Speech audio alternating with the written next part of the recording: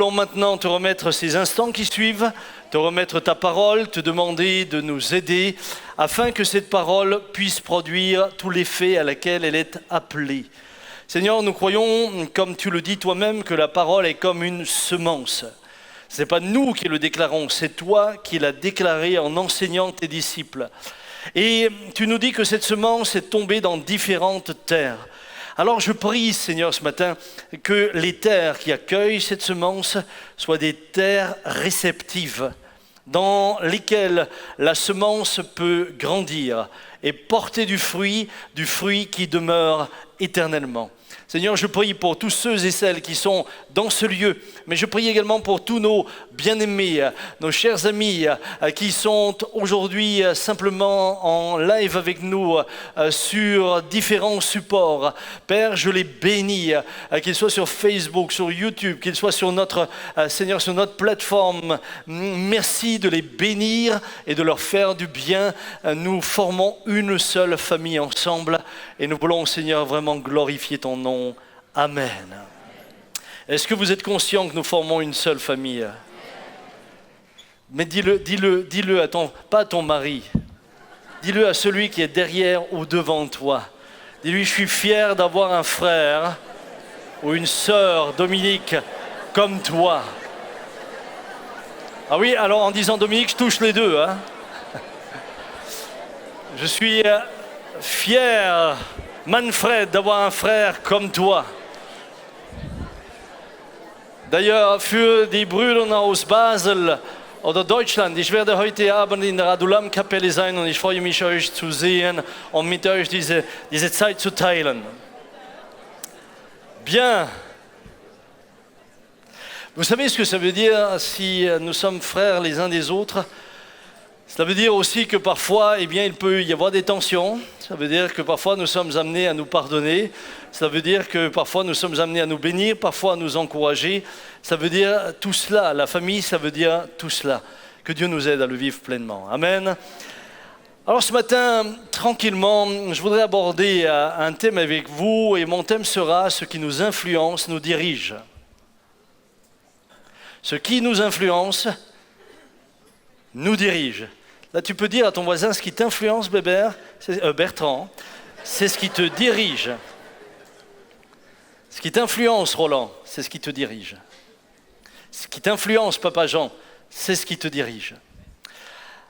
Notre vie, en règle générale, est façonnée et orientée par toutes sortes d'influences.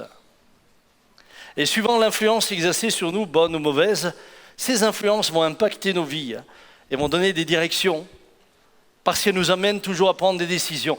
Il y a différentes choses qui ont influencé ma propre vie. Il y a différentes personnes qui ont influencé ma vie. 2 personnes qui me sont très chères, évidemment, ce sont mes parents. Et elles ont réellement impacté et influencé ma vie profondément, et ceci depuis ma plus tendre enfance. Je dois dire que tout en étant adulte, dans différentes situations, parfois complexes ou difficiles, l'influence, au travers de l'exemple qu'a eu mon père et qu'ont eu mes parents, m'ont aidé à m'orienter dans les moments difficiles. Ils ont exercé une bonne influence, mais d'autres ont connu de mauvaises influences, qui ont incliné leur voix dans une direction que pour certains vont regretter aujourd'hui. Cependant, il n'est jamais trop tard pour redresser le cap. Et ma question aujourd'hui, c'est quelle influence exercez-vous? Si vous analysez, et si j'analyse ma propre vie, quelle influence est-ce que j'exerce sur ceux qui m'entourent? À commencer par mes plus proches. À commencer par mon épouse qui est à côté de moi, mais également mes enfants, mes fils, mes filles, mes petits-enfants. Quel genre d'influence exerçons-nous les uns sur les autres ou sur l'endroit où nous nous trouvons? Je pense qu'il est extrêmement important de réfléchir à cela. Pourquoi? Parce que conscient des enjeux que l'influence peut avoir, conscient aussi de l'impact, conscient des conséquences, eh bien, nous devrions faire attention, non seulement à notre influence, mais également aux influences auxquelles nous donnons accès dans nos propres vies. Une fois que vous comprenez que l'influence est importante, vous allez aussi faire des choix. Vous allez arrêter des choix.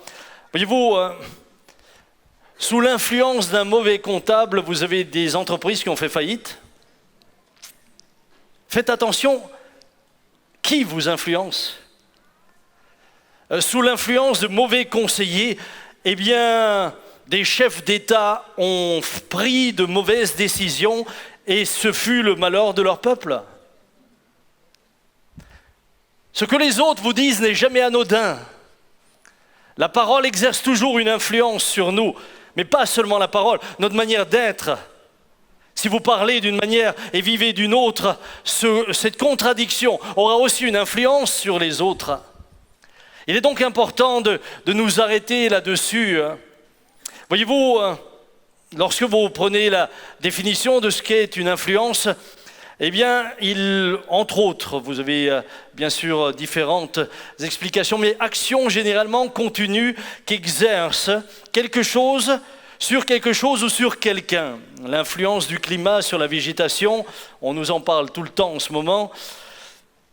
L'influence de la télévision sur les jeunes, l'ascendant de quelqu'un sur quelqu'un d'autre. Vous avez cette phrase qui est très significative. Il a beaucoup changé sous l'influence de son ami. Nous avons tous en souvenir, puisque nous lisons tous la Bible, n'est-ce pas? Et nous la lisons tous régulièrement, n'est-ce pas?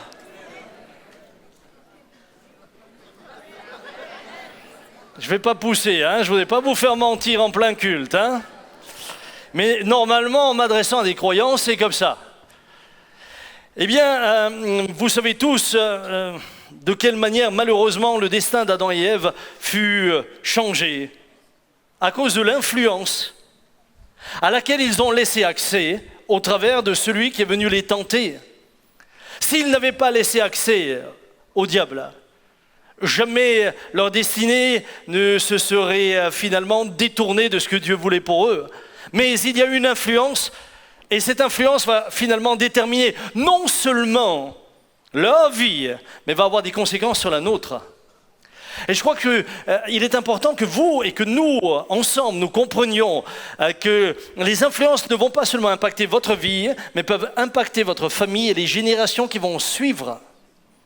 Il y a des générations qui ont été marquées par l'influence d'une seule personne, mais c'est plusieurs générations qui en subissent les conséquences ou alors qui en bénéficient, suivant qu'elle ait été bonne ou mauvaise.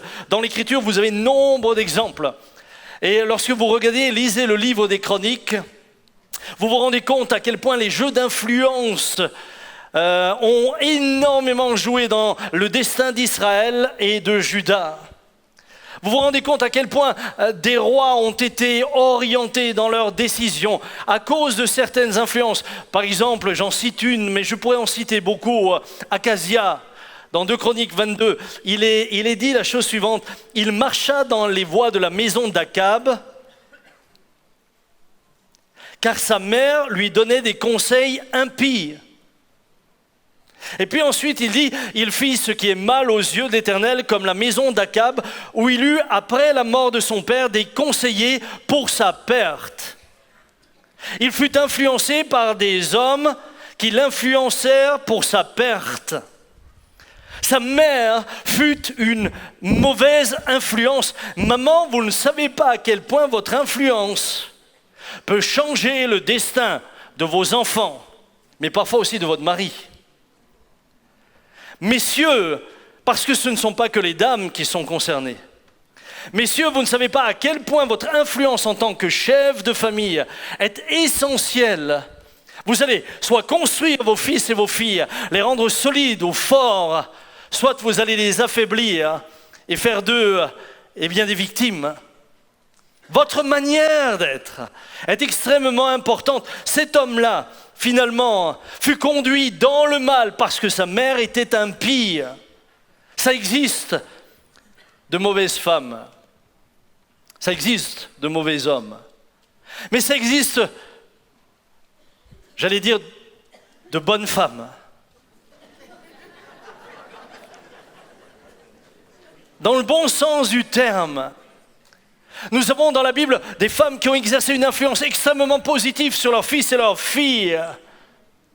Nous avons des femmes que leur mari loue à la porte de la ville, Leur mari les loue, ils en parlent à tout le monde, ils rendent tous les autres jaloux. Si t'avais ma femme, mon vieux. La femme de Proverbe, femme extraordinaire, femme d'influence. Oh mes sœurs, moi j'aimerais vous encourager à être des femmes d'influence. Mais dont la parole est une parole qui construit, dont l'influence, dont la vie est une vie qui encourage, qui rend fier votre mari. J'aimerais que tous les hommes de l'église, en parlant de leur femme, marchent comme ça. That's my wife. C'est ma femme. Hello.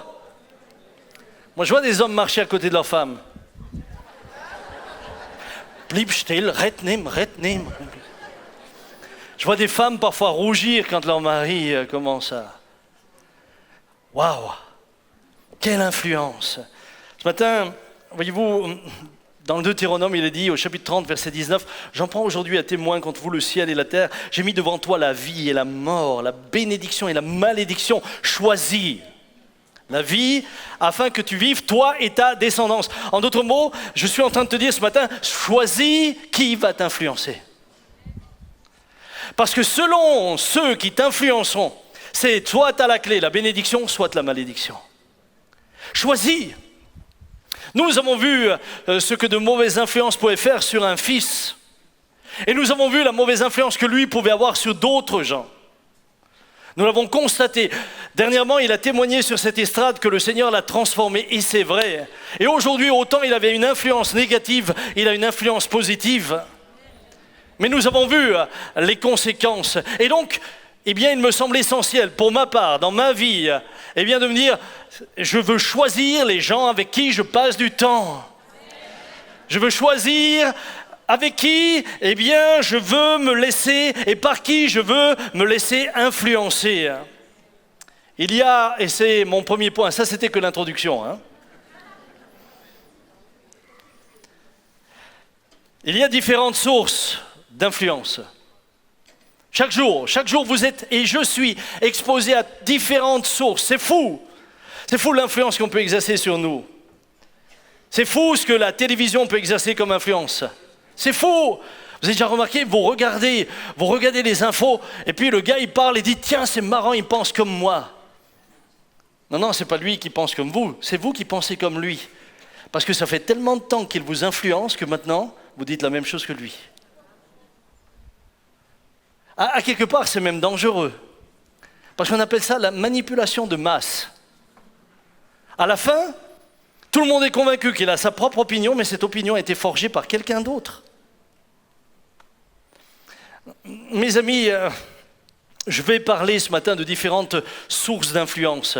Et bien sûr, je voudrais vous rappeler que c'est une action qui est généralement continue et qui s'exerce dans le temps. Il est vrai qu'on peut parfois, par influence, prendre une décision spontanée, d'accord ? On nous influence et puis on prend une décision spontanée.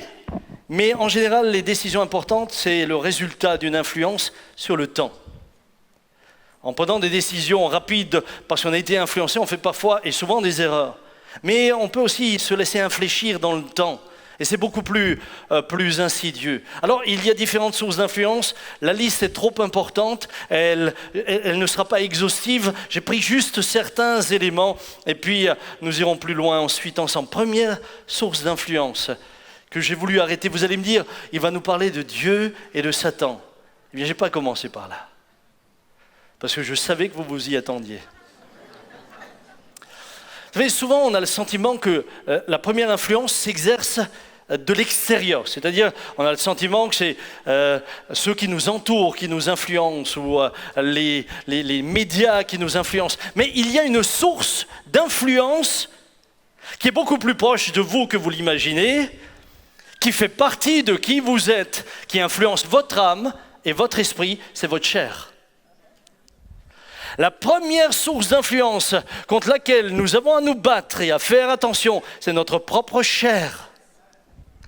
La chair est une source d'influence puissante.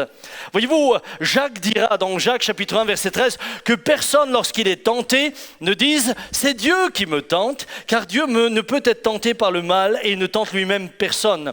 Mais chacun est tenté quand il est attiré et amorcé par sa propre convoitise. Puis la convoitise, lorsqu'elle a conçu, enfante le péché, et le péché étant consommé, produit la mort.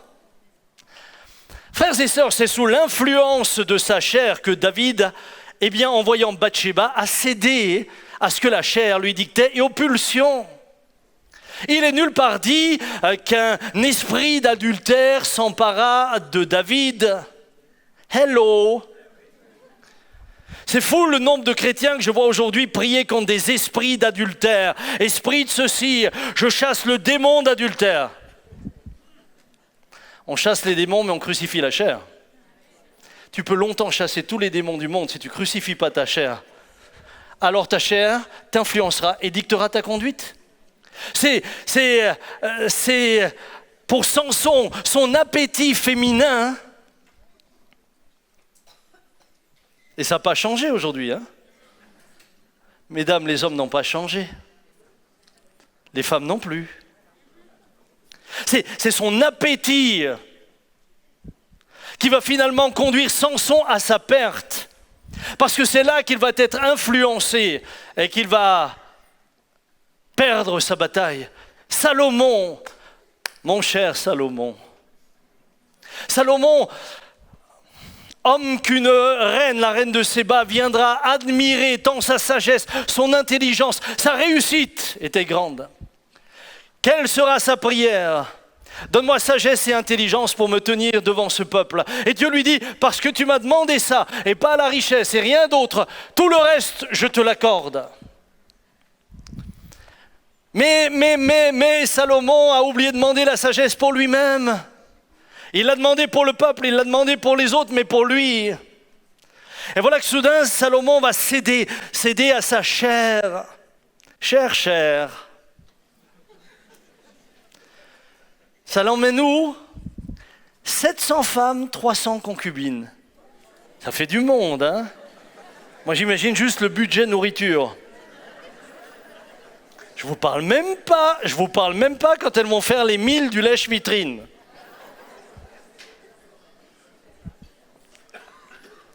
Mais Salomon, tu es suicidaire. Franchement, les frères, avec une épouse, on est quand même bien occupés. Et mes sœurs, avec un mari, vous êtes quand même bien occupés. Est-ce qu'une sœur pourrait... Est-ce qu'il y a une sœur ici, maman Suzanne, tu pourrais t'imaginer toi avec 1000 papas Jean ?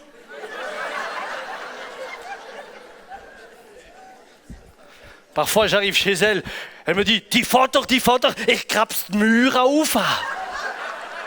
Elle me dit « ton père, il me fait grimper les murs ».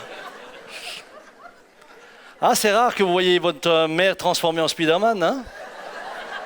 Mais Papa Jean, il réussit. Et ce fut sa perte. Ces femmes l'influencèrent. Nous le verrons ensemble et l'influencèrent à prendre de mauvaises décisions. Alors, vous me direz ce matin, mais Samuel, tu devrais nous parler des réseaux sociaux, tu devrais nous parler d'Internet, de la télévision, toute l'influence que ça a sur nous, etc. Franchement, si je passe mon temps à vous parler de ça, je traite les conséquences du problème, mais pas la racine. Parce que la racine, c'est votre chair. Qu'est-ce qui vous amène à vous exposer aussi longtemps à ces choses-là ? Internet en soi, si tu ne cliques pas dessus, rien ne se passe. Pourquoi est-ce que nous restons devant certains films que nous savons mauvais, nous savons qu'ils vont nous détruire, nous savons qu'ils vont nous pourrir la pensée ? Pourquoi nous y restons ?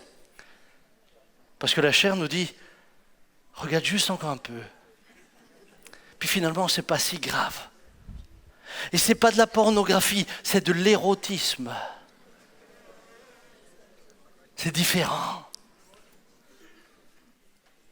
Et à la fin, tu es piégé, tu es là bombardé de pensées, influencé par ce que tu as vu. Les images t'influencent. Mais si je vous parle juste d'Internet, si je vous parle juste de la télévision, je ne vous parle pas du problème réel. Le problème réel, ce n'est pas Internet, ce n'est pas la télévision. Le problème réel, ce n'est pas tout ce que le monde nous offre. Le problème réel, c'est ma chair. C'est ma chair. Et c'est la chair qui doit être crucifiée. C'est la chair qui doit être crucifiée. Moi, j'ai vu des hommes venir me voir en disant « J'ai cédé à ma collègue de travail, j'ai cédé, mais c'était plus fort que moi !» L'air de me dire « Quelque chose m'a dominé. » Oui, c'est ta chair. Et c'est celle-là que tu dois combattre. C'est celle-là que la Bible nous dit que nous devons crucifier. Nous savons qu'en nous exposant à toutes ces influences-là, elles peuvent être mauvaises pour nous, suivant ce à quoi nous nous exposons. Contrairement et paradoxalement, nous savons que malgré l'influence excellente qu'exerce la parole de Dieu sur nous, ou la communion des frères, c'est fou ce que nous avons du mal à prendre notre Bible, du mal à prier. Pourquoi ? Parce que la chair n'aime pas. Si nous mesurions à quel point cela nous change, mes amis, si nous mesurions, voyez-vous, il est dit de Caïn la chose suivante. Dieu lui dit, si tu réagis comme il faut, tu reprendras le dessus. Sinon, le péché est comme un monstre tapi à ta porte. Écoute bien, le péché, c'est pas anodin. Ici, le terme monstre est employé. Et les dégâts qui sont faits sont celles d'un monstre. Il désire te dominer, mais c'est à toi d'en être le maître. Là, il n'est pas question de démons. J'aimerais responsabiliser à nouveau les chrétiens. J'aimerais dire, arrêtez de vous excuser toujours derrière ceci ou derrière cela. J'aimerais vous dire, arrêtez de vous réfugier derrière toujours le monde spirituel. Oui, c'est pas moi, c'est le monde spirituel. Bien sûr, je sais que le monde spirituel exerce une influence. Je le sais. Bien sûr que les démons peuvent exercer une influence. Mais l'influence la plus forte, c'est celle de ta chair. C'est à cause de celle-ci que Jésus est mort à la croix. À ce moment-là, oui, le diable fut vaincu. Mais c'est celle-là qui t'influence, et qui t'influence souvent plus que de raison. Que dit l'apôtre Paul ? Il le décrit, il dit, votre chair vous met sous l'influence et vous conduit au péché. Écoutez, dans Galates 5,16, je dis donc marchez par l'esprit et vous n'accomplirez point les désirs de la chair, car la chair a des désirs contraires à l'esprit et l'esprit en a de contraires à la chair. Ils sont opposés l'un à l'autre afin que vous ne fassiez pas ce que vous voudriez. Mais si vous êtes conduits par l'esprit, vous n'êtes pas sous la loi. Or, les œuvres de la chair sont évidentes, c'est-à-dire inconduite, impureté, débauche, idolâtrie, magie, hostilité, discorde, jalousie, fureur, rivalité, division, envie, ivrognerie, orgie et autres choses semblables. Je vous préviens, comme je l'ai déjà fait, ceux qui se livrent à de telles pratiques n'hériteront point du royaume de Dieu. Mon frère, ma sœur, que dit Paul en clair ? Il dit, soumettez-vous à une autre source d'influence. Soumettez-vous à une autre source d'influence. Il parle de la source d'influence qu'est la chair. Il dit tout ce que la chair produit et il le décrit. Nous, on passe du temps à essayer de changer les conséquences. Mais si tu ne changes pas, si tu ne coupes pas la racine, rien ne changera. Il te faut couper la racine. Et c'est là que c'est le plus difficile. C'est beaucoup plus simple de venir et de dire « imposez-moi les mains pour que je sois libéré » que de commencer à dire « je refuse ça dans ma vie ». C'est beaucoup plus facile de dire « intercédez pour moi pour que je n'ai plus ces tentations » que de dire « je prends position et je ne me laisserai plus faire ». Ces choses n'auront plus d'impact sur moi. Je vais résister. Je décide de me mettre sous l'influence du Saint-Esprit et non plus sous l'influence de la chair.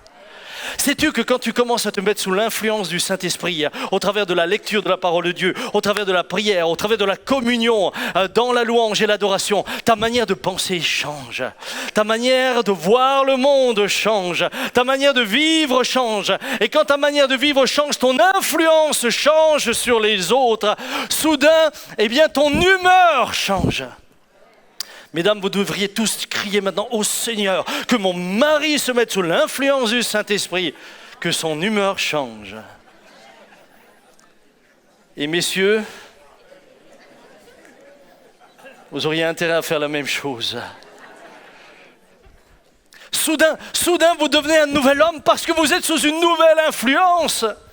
Si le fruit de la chair, c'est tout ce que nous avons décrit, le fruit de l'esprit, c'est la paix, c'est l'amour, c'est la joie, c'est la bonté, c'est la patience, c'est la maîtrise de soi, c'est « Hello !»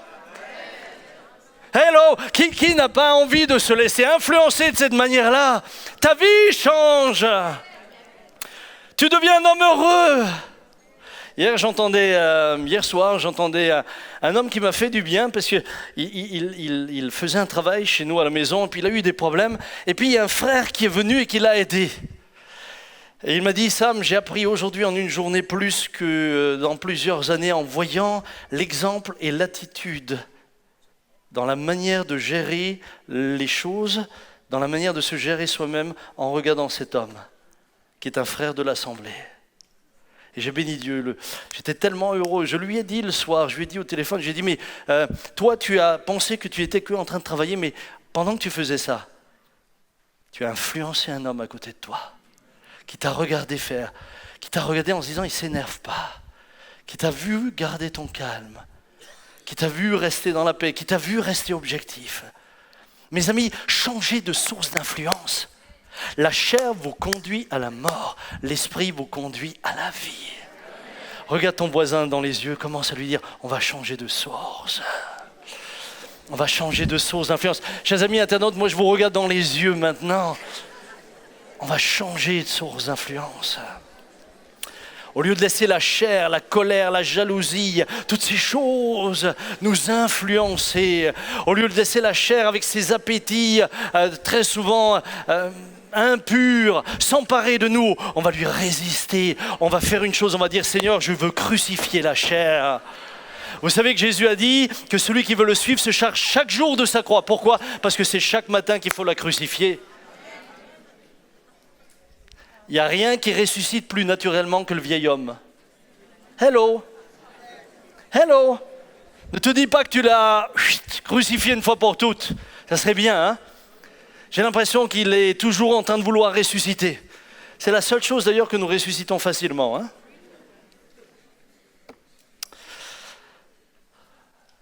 Deuxième source. Est-ce que vous voulez qu'on aille plus loin? Ou est-ce que vous dites, ouh là là, ça me suffit, moi j'ai un programme pour les 50 ans à venir là. Hein? Alors, une autre source d'influence, je ne vais toujours pas encore aborder Dieu et le Saint-Esprit, ainsi que le diable, mais je vais vous parler d'une autre source d'influence, c'est ceux qui nous entourent. Il y a ce dicton, ce fameux dicton qui nous dit « Dis-moi qui tu fréquentes, et je te dirai qui tu es ». Et il y a quelque chose de juste. Bien sûr que ce n'est pas un verset de la Bible, mais vous savez qu'il y a des gens qui n'ont pas forcément écrit la Bible, mais qui ont dit des choses intelligentes. Très intelligentes même.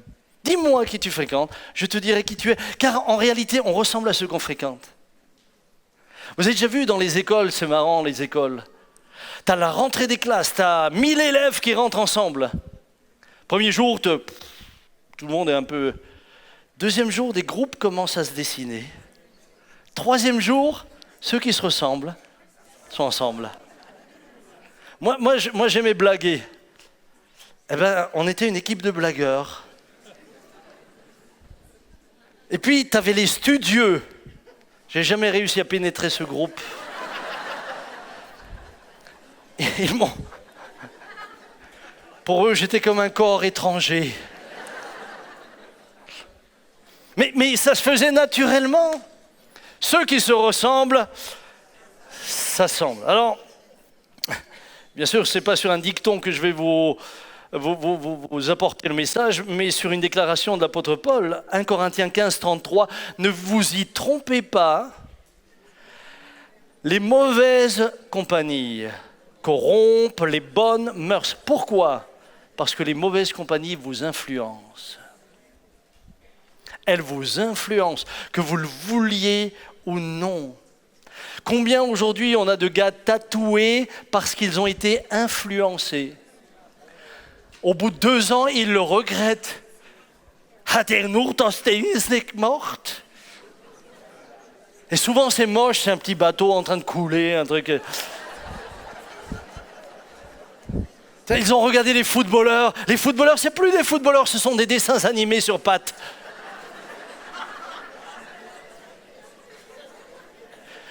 Hier, j'étais en Suisse, on s'est arrêté à une aire d'autoroute. Il y a une jeune femme qui est venue s'asseoir. Alors bon, en été, on dirait que les vêtements rétrécissent. Ça, en été, il y a un mauvais lavage. Hein. Et puis, bon, la dame avait des... Ouais, tu l'as pas vu, hein? Non, moi je l'avais vu.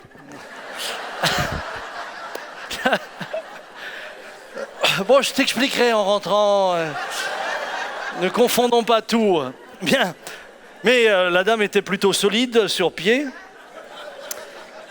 Et donc, il y avait de la surface pour dessiner. Et il y avait un dessin. Mais je ne pouvais pas ne pas le voir. C'était grand comme ça. Mais je me suis dit, et c'était une jeune femme. Je me suis dit, quand elle sera à la maison de retraite,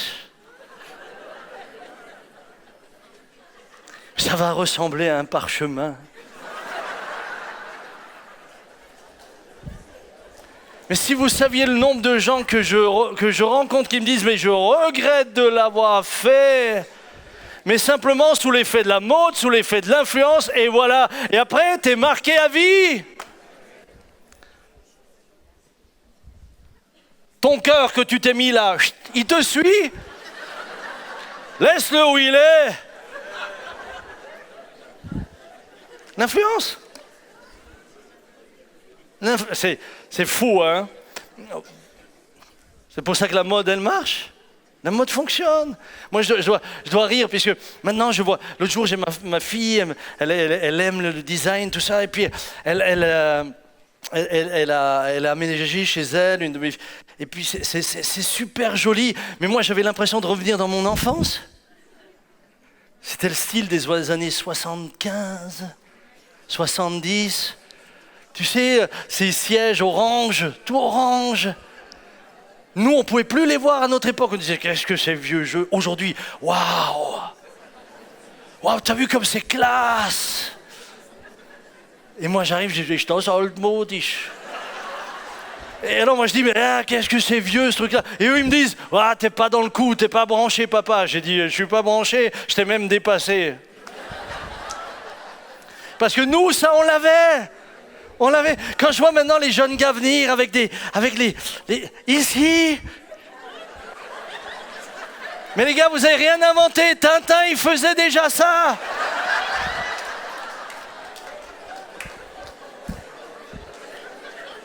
Et dans quelques temps, vous allez venir avec des pattes d'éléphant. Mais ça aussi, on a connu. On a connu l'étroit. On a connu les pantalons serrés. À l'époque, les pantalons serrés, ils n'étaient pas stretch ou je ne sais plus comment vous dites ça. Hein? Mais t'arrivais même pas à te baisser, c'est...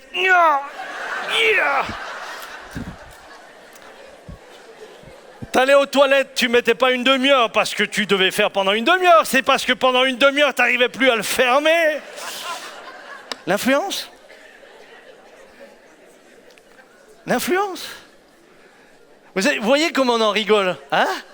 Mais on en rigole parce que on doit se marrer nous-mêmes quand on y réfléchit. On se dit, c'est pas vrai, mais c'est pas vrai. Mais c'est pas vrai.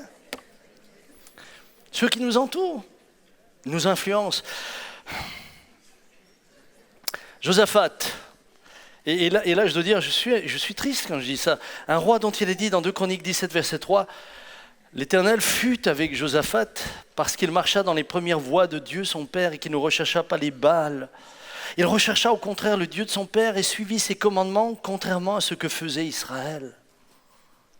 L'Éternel affermit la royauté entre ses mains et tout Juda apportait des offrandes à Josaphat. Il eut richesse et gloire en abondance. Mais Josaphat va faire une mauvaise alliance.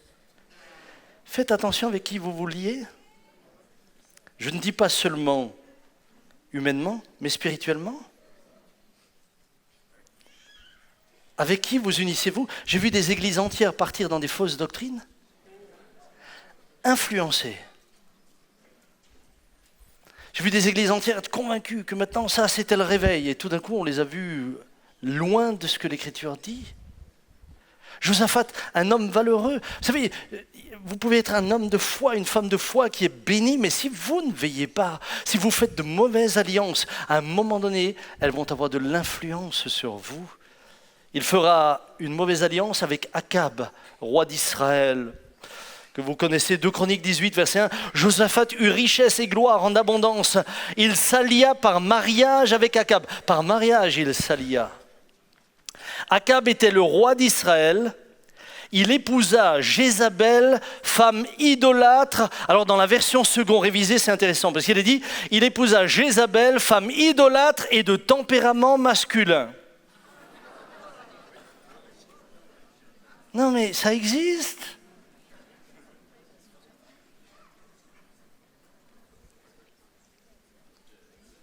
Vous savez, Akab ne pouvait que devenir Akab parce qu'il était un homme faible. C'est parce que c'était un homme faible. Ce n'était pas un homme d'influence, c'était un homme influençable. Mais il avait une femme de caractère fort. Et malheureusement, elle était idolâtre. C'était la fille d'Ethbal, roi de Sidon. Elle adorait Baal et subjugua son mari faible, irrésolu, dont elle fit aussi un adorateur de ce faux Dieu. Elle entraîna, son influence entraîna un peuple entier, c'est Israël, dans l'idolâtrie. Josaphat fait alliance, un homme de Dieu fait alliance avec un tel roi. Cette mauvaise alliance avec le roi d'Israël va entraîner l'indignation de Dieu, non plus contre Akab, mais contre Josaphat. Et Jéhu, le prophète, va venir et lui dira la chose suivante. Doit-on secourir le méchant et aimes-tu ceux qui haïssent l'Éternel? À cause de cela, l'Éternel est indigné contre toi.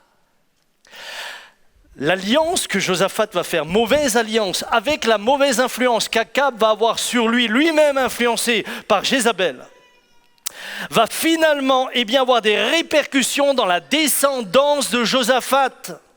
Écoutez bien, pas seulement dans la descendance d'Akab, mais dans la descendance de Josaphat, car si Josaphat se repentira de ce qu'il avait fait là, plus tard il va refaire une mauvaise alliance, avec une mauvaise influence et un jugement.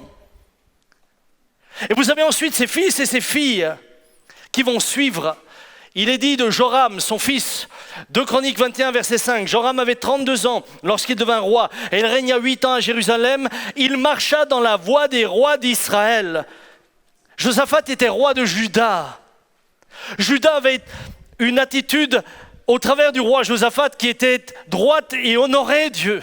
Mais là, tout était en train de partir en vrille à cause d'une mauvaise alliance qui a engendré une mauvaise influence. Et puis nous lisons, il marcha dans la voie des rois d'Israël comme avait fait la maison d'Akab, car il avait pour femme une fille d'Akab et il fit ce qui est mal aux yeux de l'Éternel. Encore une fois, une mauvaise alliance avec une mauvaise influence. Après vient son petit-fils. Si je vous dis ces choses, c'est parce que nous voulons toujours que nos générations de famille soient bénies, de génération en génération. Mais alors veille déjà sur toi, l'influence que tu as sur eux, et ensuite sur qui exerce son influence sur toi.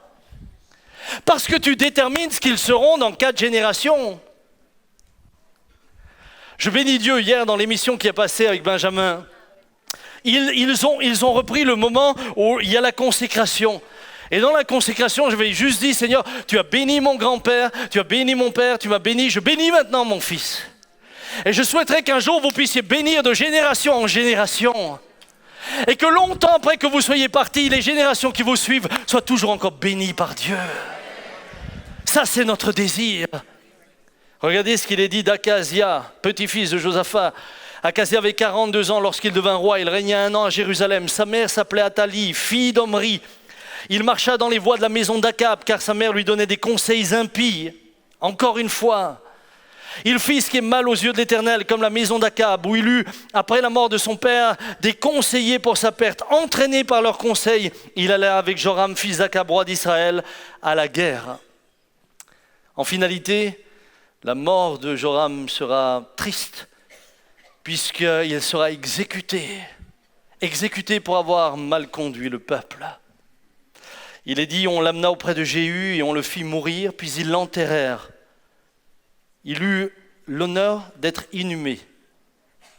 Car il disait, c'est le fils de Josaphat qui cherchait l'Éternel de tout son cœur, en parlant de Josaphat.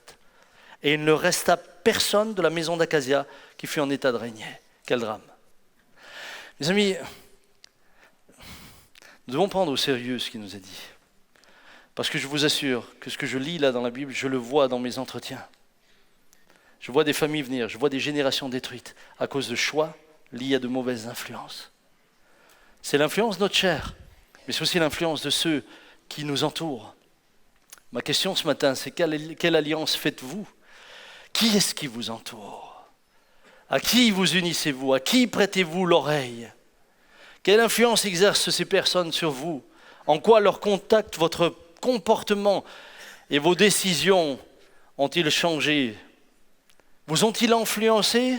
Si oui, en quoi? En bien? Ou vous ont-ils fait progresser? Passez du temps avec quelqu'un d'aigri. Et au bout d'un moment, moi je vous l'ai dit, certaines personnes, on dirait qu'ils ont été baptisés dans le vinaigre. Passez du temps avec quelqu'un de rebelle. Avec le temps, vous le devenez. J'ai vu dans les églises comment des divisions se sont faites. Pourquoi? Parce qu'une personne influente a influencé une série de personnes. Et ils ont divisé l'église, ils ont séparé, ils ont explosé l'église. Pourquoi? Pour plus rien. Ensuite, celui qui les avait influencés, il disparaissait.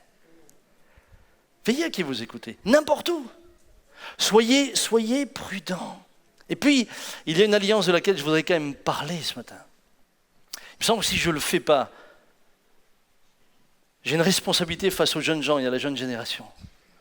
Je ne parle pas des années qui sont mariés maintenant depuis des années, bientôt 69 ans, 70 ans, bientôt 60 ans, bientôt 65 ans. Je parle des alliances que les jeunes vous contractez. Pour moi, il y a une alliance, après l'alliance avec Dieu qui est capitale. C'est l'homme ou la femme avec qui vous allez vous lier pour la vie.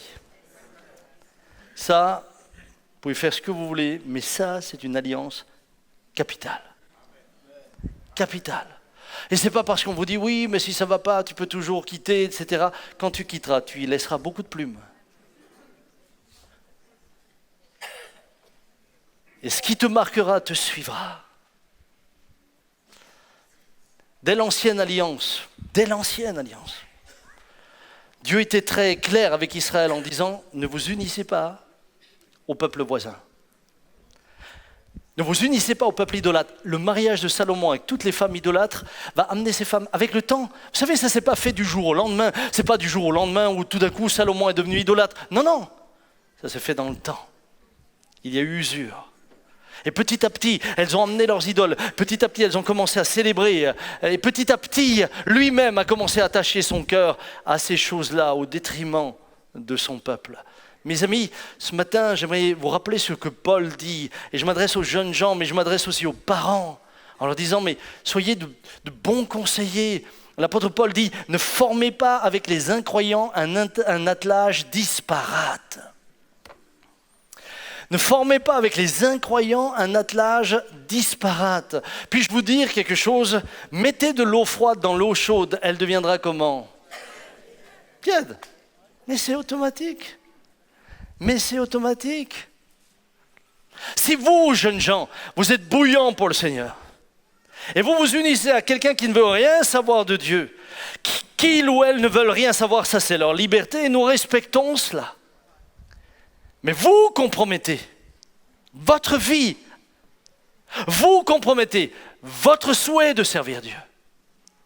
Vous ne pouvez pas servir deux maîtres à la fois.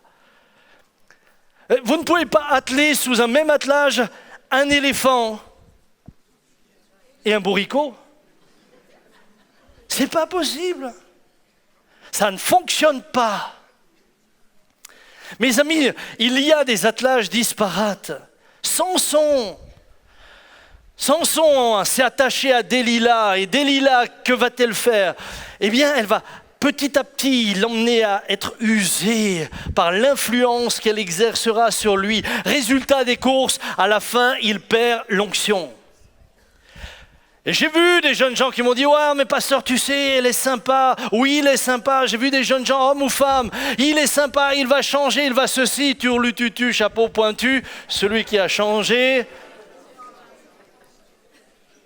C'était le Samson qui a perdu l'onction. J'étais il y a quelque temps en face d'une jeune dame qui voulait que, un jeune couple qui désirait que je célèbre leur mariage, mais la jeune dame me dit, mais moi je suis athée. Alors j'ai dit, écoutez, avec tout le respect que j'ai pour vous, et je respecte votre position, même si j'y adhère pas, mais c'est la vôtre. Par contre, je ne vois pas quel est le sens que vous veniez pour qu'on vous marie. Je ne peux pas marier l'eau et le feu. Deuxième des choses, je lui disais, mais si jamais vous êtes là devant le public et que moi je vous pose la question, promettez-vous d'élever les enfants dans le respect de Dieu, je vais vous obliger à mentir publiquement. Parce que finalement, Dieu, vous n'y croyez même pas. Et puis j'ai terminé, et je me suis adressé aux deux, et j'ai dit, mais vous allez faire quoi quand les enfants vont grandir? Toi, tu vas dire que Dieu existe, et vous allez dire que Dieu n'existe pas? Vous allez faire comment? Comprenez-moi, il y a un moment donné où c'est inconjugable. Et je le dis pour le bien des jeunes gens qui sont là. C'est inconjugable, tu ne peux pas conjuguer les deux. Et quand tu me dis, oui mais frère, je prie pour qu'il change, moi j'aimerais te dire, tu es déjà en train de désobéir à la parole de Dieu délibérément. Oui, j'ai vu, ça arrive parfois, des hommes ou des femmes qui ont changé, mais si peu. J'en ai vu plus d'autres qui sont partis, c'est avec tristesse que j'ai vu des jeunes gens devenir tièdes dans la foi, puis se détourner petit à petit jusqu'à ce qu'on ne les ait plus vus.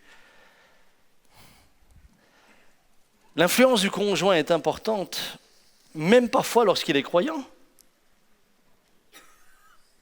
Et l'influence peut, si elle n'est pas bonne, vous détourner de la volonté de Dieu. Combien de fois n'ai-je pas vécu ça? Là, je vous parle en tant que pasteur, mon expérience de pasteur.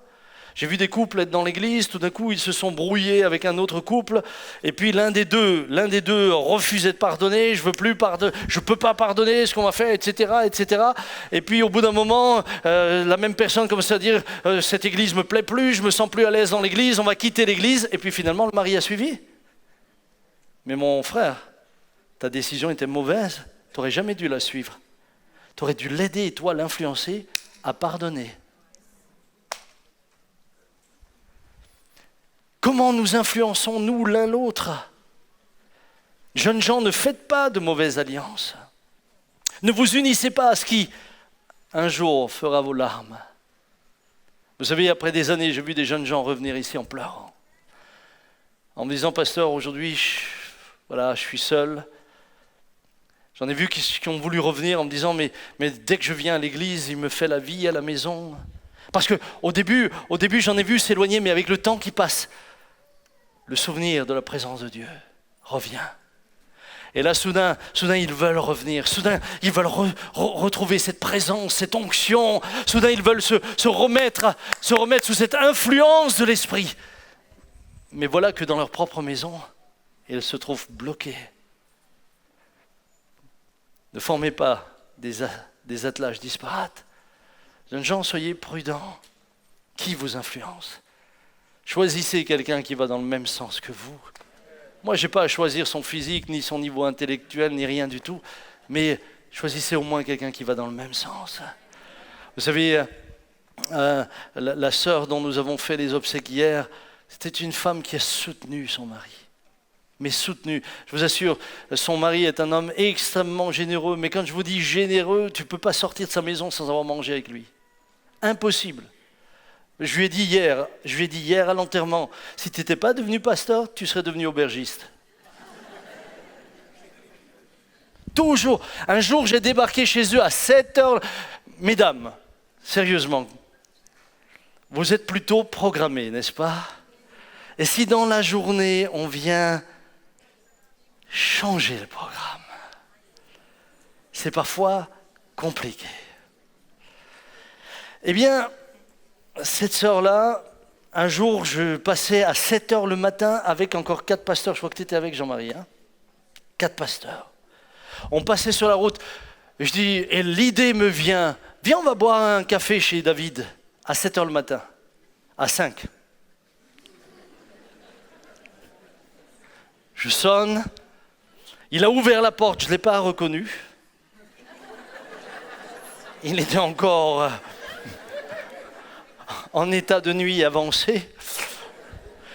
Et dès qu'il me voit, il dit « Oh, mais Samuel, quelle joie de te voir, rentrez les frères, venez, on va boire le café. » Et là, son épouse est arrivée, nous a fait le café, nous a fait comme si de rien n'était. C'était normal. Une autre aurait dit « Ah, il aurait au moins pu téléphoner, hein. Qu'est-ce que c'est que ce type, hein? Mais il se prend pour qui, hein? Venir, tu te rends compte, à 7 heures le matin, non seulement il vient pas seul, il vient avec 5 autres. » Waouh! Waouh! Jeunes gens, est-ce que vous voulez être heureux? Homme ou femme, choisissez. Mais choisissez bien. Parce que l'influence, vous la subirez toute votre vie. Je termine, ou plutôt, j'arriverai pas à terminer. Il est 1h30, je suis presque à la moitié du message. Je vais m'arrêter. Il y a bien sûr 2 sources desquelles j'aurais encore aimé parler, c'est Dieu ou Satan, bien sûr. Mais au stade où nous en sommes, je préfère que vous preniez du temps et que vous méditiez ce qui a été dit ce matin, plutôt que de rajouter beaucoup de choses et vous voir tout oublier en sortant.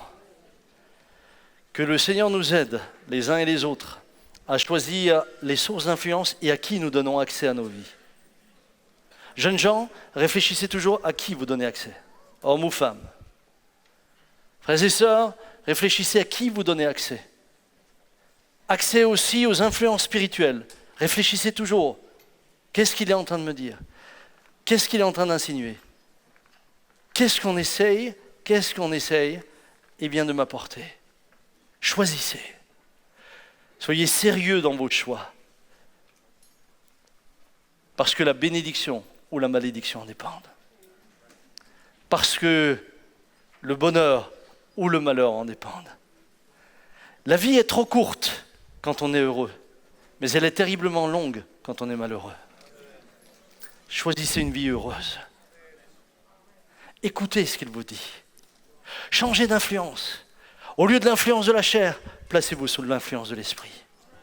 Alors vous n'accomplirez pas les actions de la chair, mais vous vous économiserez aussi toutes les conséquences des actions de la chair. Fermons nos yeux ensemble, prions. Père, nous te bénissons de tout notre cœur. Nous te bénissons pour ta parole qui toujours nous rappelle à quel point nous avons besoin de nous placer sous ton regard, besoin de chercher cette influence qui vient d'en haut. Seigneur, David dira, je serre ta parole dans mon cœur afin de ne pas pécher contre toi. Ce qu'il cherchait, c'était l'influence de ta parole. Ce qu'il cherchait, c'était l'influence de ta volonté, exprimée dans ta parole. Seigneur, l'apôtre Paul nous rappelle que si nous nous soumettons à la chair, en d'autres termes, si nous nous soumettons à l'influence de la chair, alors nous ne pouvons marcher avec toi, car la chair est inimitié avec Dieu. Elle s'oppose dans bien des circonstances et bien des domaines à ta volonté. Ce matin, Seigneur, aide-nous à réaliser qu'il nous faut accepter de mourir à nous-mêmes. Crucifier la chair, nous placer sous l'influence de l'esprit. Si vous marchez par l'esprit, vous n'accomplirez pas les désirs de la chair. Père, aide-nous à nous placer sous l'influence de ton esprit, à l'écouter. Et je te bénis parce que c'est nos vies entières qui seront transformées. Garde-nous dans nos alliances. Donne-nous du discernement dans, Seigneur, eh bien, les influences que nous laissons rentrer, qui nous écoutons, à qui nous prêtons l'oreille. Père, donne-nous de l'intégrité. Nous voulons non seulement vivre heureux en faisant ta volonté, mais nous voulons voir nos fils et nos petits-enfants et leurs enfants un jour pouvoir dire « L'influence de mes ancêtres ont béni ma famille ». Que nous puissions dire « Moi et ma maison, nous servirons l'Éternel ». Que l'on puisse dire « Et la bénédiction s'étendit sur 1000 générations ». Et que ceux, Seigneur, qui ont le sentiment aujourd'hui de ne pas avoir bénéficié de générations qui les précédaient, qui étaient en bénédiction, réalisent quel privilège ils ont. Ils peuvent devenir l'élément pivot qui va faire changer la destinée de ceux qui les suivent. Si eux n'ont pas connu ça, ils peuvent devenir ceux qui vont ouvrir à leurs descendants une nouvelle voie, un nouveau chemin. Seigneur, aide-nous à ne pas faire comme Josaphat, à ne pas faire en particulier dans le domaine, Seigneur, des alliances, de mauvaises alliances. Aide-nous vraiment à être attachés à toi de tout notre cœur. Pouvons-nous nous lever ensemble? Nous allons simplement prendre un cantique ensemble.